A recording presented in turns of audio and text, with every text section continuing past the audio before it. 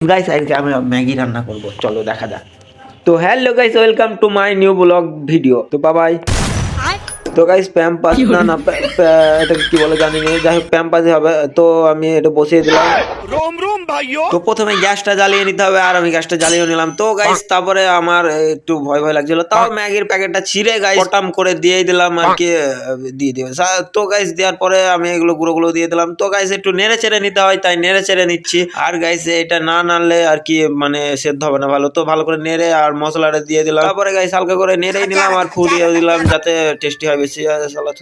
যাই হোক ম্যাগি কম আমাকে মনে হচ্ছে গাইস এটা চা, বুঝতে পারছো, দুধ চা বানাচ্ছি মনে হচ্ছে, এমন ভাবে মানে আর কি মশলা দেওয়ার পরে এরকম ভাবে আমি জানতাম না। যাই হোক টেস্টি হলে রান্না করলাম প্রথমবার, তাই এত ভালো।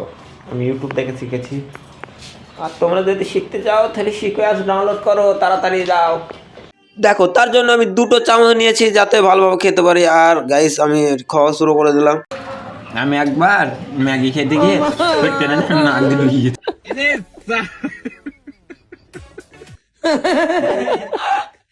এইটা কিন্তু হাসি, ঠিক আছে? দেখো এরকম নিবা।